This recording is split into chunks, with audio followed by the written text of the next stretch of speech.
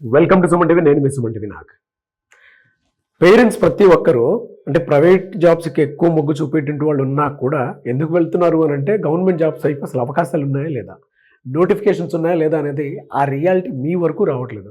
ఒకవేళ నోటిఫికేషన్సే ఉన్నాయి, ఉన్నా కూడా రైట్ ఇన్స్టిట్యూట్ ఏముంది, ఎలా చూస్ చేసుకోవాలి అనేటువంటి దాని మీద అవగాహన అయితే లేదు. ఒక రిజల్ట్ ఓరియంటెడ్లో ఉన్నటువంటి ఏకైక ఇన్స్టిట్యూట్ ఏదైనా ఉంది అంటే అది శ్రీధర్ సిసి. ఇండియా లెవెల్లో మీరు ఎక్కడా దాన్ని చూడలేరు. అయితే విత్ ఫ్యాక్ట్స్ అండ్ ఫిగర్స్ తోటి నేను మీకు చూపిస్తాను. ఈరోజు మనతో పాటు శ్రీధర్ సిసి నుంచి సుధీర్ సార్ ఉన్నారు.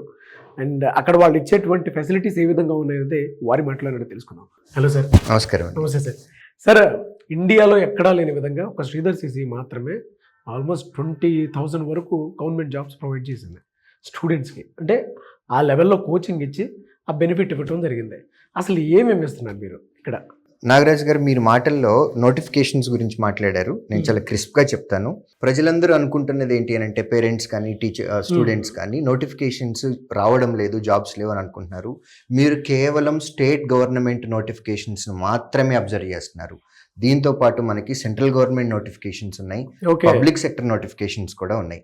శ్రీధర్ సిసిఈ ఇండియాలో ఒక గ్రాడ్యుయేట్కి ఎన్ని నోటిఫికేషన్స్కి ఎలిజిబిలిటీ ఉంది అనేది మేము చాలా రీసెర్చ్ చేసి మొత్తం 99 నోటిఫికేషన్స్ ఐడెంటిఫై చేయడం జరుగుతుంది. ఆన్ అన్ యావరేజ్ నాగరాజ్ గారు 99 నోటిఫికేషన్స్కి ఒక గ్రాడ్యుయేట్ ఎలిజిబుల్. దీనిలో కూడా మేము సివిల్ సర్వీసెస్ లాంటి ఎగ్జామ్స్ని కొన్ని ఇంక్లూడ్ చేయలేదు, అవి చేయకుండానే 99 ఉన్నాయి. At the same time on an average ఇయర్కి 1.5 lakh గవర్నమెంట్ జాబ్స్ వస్తున్నాయి నాగరాజ్ గారు. ఇవి పబ్లిక్ సెక్టర్, తర్వాత state government and central government అన్నీ కలిపి. మేము అన్నిటికీ ఫోకస్ చేస్తాము. ప్రతి నోటిఫికేషన్కి కూడా సపరేట్ కోచింగ్ అనేది అవసరం లేదండి. 3 సెగ్మెంట్స్గా తీసుకుంటాము. జిఎస్ ఇంక్లూడ్ అయినవి, జిఎస్ ఇంక్లూడ్ అవ్వనవి, at the same time English include అయినవి, ఇంగ్లీష్ ఇంక్లూడ్ అవ్వనవి, ఇలా కేటగరైజ్ చేసుకొని మల్టిపుల్ నోటిఫికేషన్స్కి అప్లై చేసేలాగానే చూస్తాము. ప్లస్ వాటన్నిటికీ సంబంధించి శ్రీధర్ సిసిఈ ప్రతి నోటిఫికేషన్లో ఉండేటటువంటి ఎగ్జామ్స్ని మేము మాక్ ఎగ్జామ్స్ పెడతాము. అది ప్రిలిమ్స్కి సపరేట్గా పెడతాము, మెయిన్స్కి సపరేట్గా పెడతాము, ఇంటర్వ్యూ కోచింగ్ ఇస్తాము. మాక్ ఇంటర్వ్యూస్ లైవ్లో ఒరిజినల్గా ఎలా జరుగుతుందో ఇక్కడ కూడా జరుగుతాయి. నేను మీకు డైరెక్ట్గా ఇవాళ లైవ్లో ఉన్నదే నేను మీకు చెప్తున్నానండి. వ్యూవర్స్, మీకు కూడా మేమేమి సంథింగ్ ప్లాన్ చేసి వచ్చింది కాదు.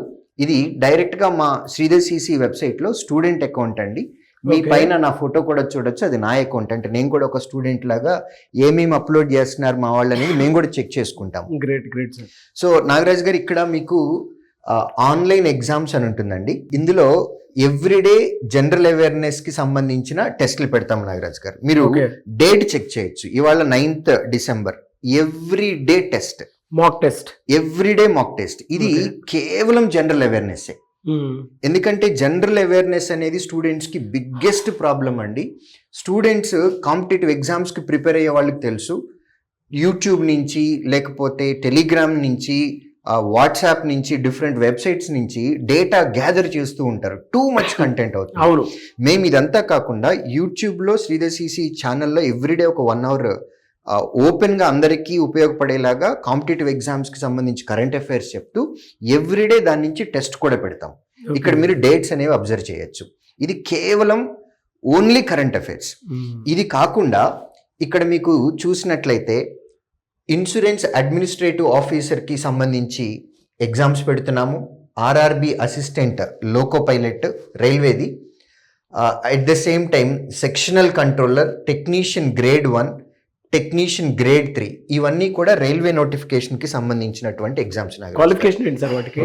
వీటికి కొన్నిటికేమో ఇంటర్మీడియట్ ఉంది నాగరాజ్ గారు రైల్వేలో, కొన్నిటికేమో గ్రాడ్యుయేషన్ ఉంటుంది. జనరల్ గా ఏఎల్పి ఇక్కడ మనం పెట్టేటటువంటి కంట్రోలర్స్ ఏవైతే ఉన్నాయో వీటన్నిటికీ గ్రాడ్యుయేషన్ ఉంటుంది. అన్ని ఎగ్జామ్స్ ఎలా పెడుతున్నారు సార్? అసలు అన్ని ప్యాటర్న్స్ అంతా చేంజెస్ కొత్తగా ఉంటాయి. ఇవి నేను మీకు డేట్స్ తో సహా చూపిస్తానండి నాగరాజ్ గారు. ఇది ఇన్సూరెన్స్ కంపెనీది నిన్నటి నుంచి స్టార్ట్ చేశాము. ఇందులో 2 ఎగ్జామ్స్ మాత్రమే ఉన్నాయి. At the same time railway loco పైలట్కి సంబంధించి ఇవాళ మేము పెడుతున్నటువంటి టెస్ట్ వ్యూవర్స్ మీరు కూడా చూడొచ్చండి. 144th టెస్ట్ అండి మేము పెట్టింది. 144 టెస్టులు పెట్టాం ఈ రోజుకి. బా. ఇవాళకి 144. యూ ఇమాజిన్ ఒక స్టూడెంట్ ఏఎల్పికి ప్రిపేర్ అయ్యే స్టూడెంట్ ఎవరైనా సరే 144 ఎగ్జామ్స్ రాసిన తర్వాత ఫైనల్ ఎగ్జామ్కి వెళ్ళిన తర్వాత ఇందులో మేము పెట్టిన ఏదో ఒక టెస్ట్ లో గ్యారంటీగా క్వశ్చన్ ఉంటుంది. అది డెఫినెట్ గా ఉంటుంది. 144 అంటే 144 exams. Next sectional question paper ఎలా తయారు చేస్తున్నారు సార్ అసలు? దీనికి సపరేట్ గా 130 మెంబర్స్ ఉన్నటువంటి R&D టీం ఉంది. ఓకే, వీళ్ళు కూడా ప్రొఫెషనల్స్ అండి. సబ్జెక్ట్ వైజ్ గా ప్రొఫెషనలిజం ఉంటుంది. ఎట్ ది సేమ్ టైం ప్రతి ఒక్క ఎంప్లాయీని కూడా మేము ఫైనల్ ఎగ్జామ్స్ రాసేలాగా మేము కేర్ తీసుకుంటాం. ఎందుకంటే అల్టిమేట్గా మేము డెవలప్ చేసిన కంటెంట్ ఫైనల్ ఎగ్జామ్లో వస్తుందా రాదా అనేది మేము చెక్ చేసుకోవటం అనేది చాలా ఇంపార్టెంట్.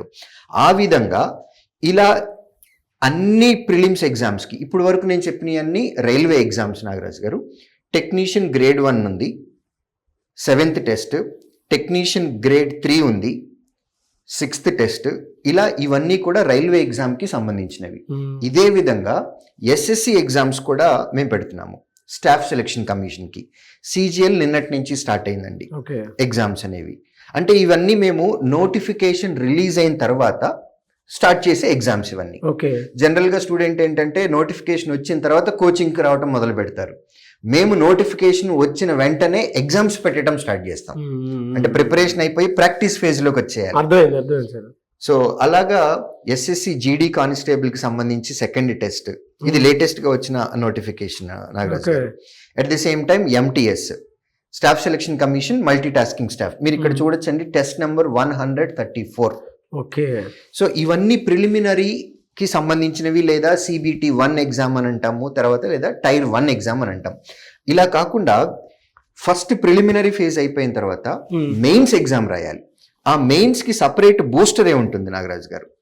ఇక్కడ మీకు చూస్తున్నట్లయితే RRB clerk mains, RRB PO, IBPS RRB clerk 144th test, mains, prelims వీటన్నిటిని కలిపేసేసి మెయిన్స్ కావాల్సినవి మెయిన్స్ కంటెంట్ పెట్టేస్తాము. 26th test. Next RRB clerk mains 12th test. ఇప్పుడు ఈ టెస్ట్లో ఎవరు ఎప్పుడైనా ఓపెన్ చేసుకుని మళ్ళీ రాసుకోవచ్చా సార్? రైట్స్ అండి. ఇప్పుడు నేను ఆల్రెడీ ఒకసారి ఎగ్జామ్ రాశాను అని అనుకోండి, ఇది నాకు బ్లూ కలర్ లోకి వెళ్ళిపోతుంది. ఇప్పుడు ఇందులో ఉన్న టెస్ట్లు ఏవి నేను రాయలేదు కాబట్టి ఇక్కడ గ్రీన్ కలర్ లో ఉన్నాయి. ఈ టెస్ట్లన్నీ నేను రాసుకోవచ్చు. ఇప్పుడు మా దగ్గర సిస్టంలో ఎగ్జామినేషన్ ఈ ప్యాటర్న్ లో ఒక్కొక్క నోటిఫికేషన్ లో ఒక్కొక్క ఎగ్జామ్ లో సిలబస్ సేమే ఉంటుందండి. క్వాంటిటేటివ్ యాప్టిట్యూడే ఉంటుంది. ఎగ్జాంపుల్ తీసుకుంటున్నాను, రైల్వే ఎగ్జామ్ లో క్వశ్చన్ అడిగే విధానం వేరుంటుంది, CGL పరీక్షలో క్వశ్చన్ అడిగే విధానం వేరుంటుంది, బ్యాంకుల్లో కూడా ప్రిలిమినరీ ఎగ్జామ్లో ఒకలాగా అడుగుతారు, మెయిన్స్ ఎగ్జామ్లో ఇంకోలాగా అడుగుతారు. మా టెస్ట్లు మేము చేసేవి ఫైనల్ ఎగ్జామ్లో టెర్మినాలజీ లాజిక్తో సహా ఎలా అయితే అడుగుతారో ప్రీవియస్ పేపర్స్ అన్నిటినీ స్టడీ చేసి నెక్స్ట్ అడగటానికి ఛాన్స్ ఉన్నటువంటి ప్రాబబుల్ కండిషన్స్ కూడా వేసుకొని దీని మీద చాలా రీసెర్చ్ చేస్తామండి.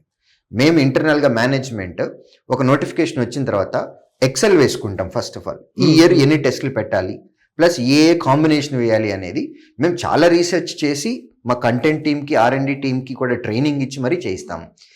ఈ టెస్ట్లు అన్నీ పెట్టడమే కాదండి, ఇవాళ నాకు తెలిసి ఇవాల్టి డేట్ తోటి నేను మీకు సుమారుగా ఒక 9 ఎగ్జాములు చూపించాను. అవును, వీ టెస్ట్ని ఎగ్జాములు పెట్టడమే కాదు, వీటి ఎక్స్ప్లెనేషన్స్ కూడా మేము ఆఫ్లైన్లో పెడతామండి.